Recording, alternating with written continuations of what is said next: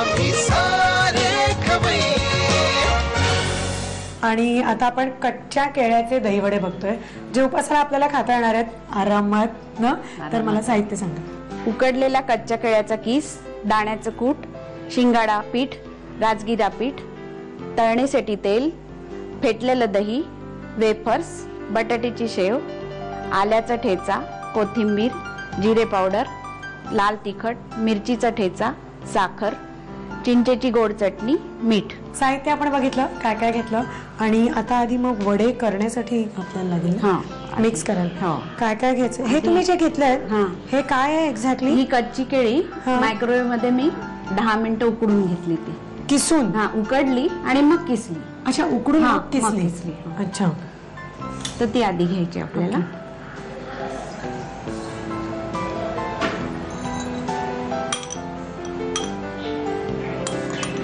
साली सकट उकडली? उकडली साली सकट, मग साल काढून किसली. किती मिनिटं ठेवली तुम्ही केळी? ती 800 वर 10 मिनिटं उकडवली. डायरेक्ट साल पण नाही काढलं? नाही, साल नाही काढलं. पाणी नाही काढलं? काहीच नाही. म्हणजे पाणी लावलं नाही. हा, आणि नुसती केळी ठेवून दिली आणि 10 मिनिटांनी मस्त मस्त वरतून साल काढ होतं, मग ते साल काढून घ्यायचं आणि किसून घ्यायचं. ओके, आता काय हवंय? आता दाण्याचं कूट, हे आपल्याला जसं चवीप्रमाणे.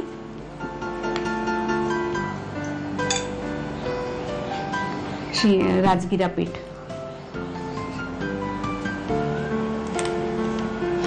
हे पण जास्त नाही, 2-2 टेबलस्पून. कारण केळ्याला तसा चिकटपणा आहे, ते काय अजून त्याला थोडंसं बाइंडिंग साठी थोडं. हे कसलं पीठ आहे? हे शिंगाडा पीठ. शिंगाडा आणि राजगिरा पीठ 1.5 2 चमचे दोन्ही घेतले, फार नाही घेतलं. आणि आता हे आलं मिरचीचा ठेचा आहे का फक्त मिरचीचा आहे? तो मिरची, हा आलं.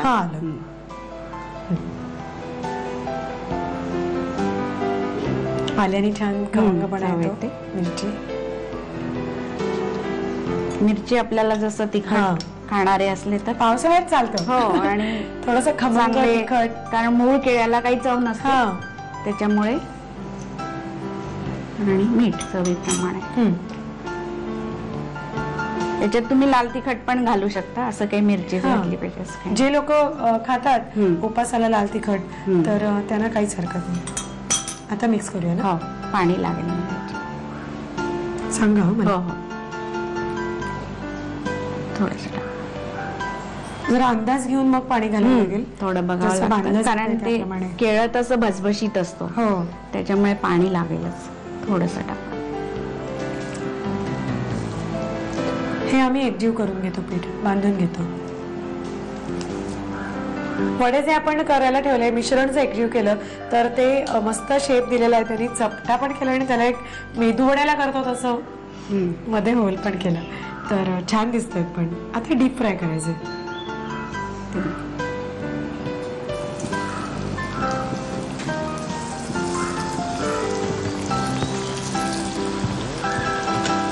व्यवस्थित आपण ते करून घेऊया आणि मग परत त्याला दही आणि काय घालायचं ना, दह्यामध्ये टाकायचं, बुडवून ठेवायचं.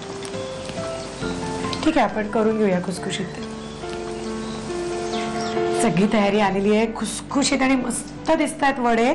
खरं तर हे असे पण नुसते पण छान लागतात ना. छानच लागते चिंचेच्या चटणी बरोबर. पण आता मी मोडत नाही, ठेवते त्याला. आणि आता ते सजवायचं ना आपल्या दही वड्यांसारखं. हे साखर आणि मीठ घातलेलं दही आहे, एकजीव करून ठेवलेलं. मस्त लागणार आहे. आता आपण चिंचेची चिंच आणि गुळ पण आहे. चिंच, गुळ आणि खजूर, अशी गोड खजूर पण घातली. ही जशी आवडत असेल तशी घालायची.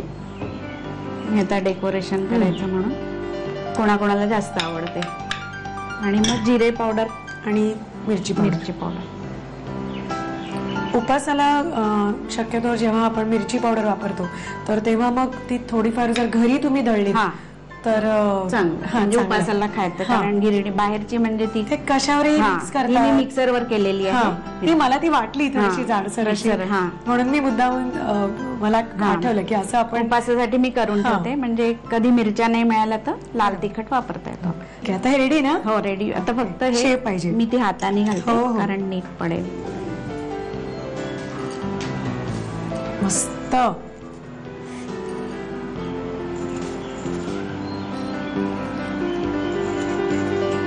रेडी झालेलं आहे हे.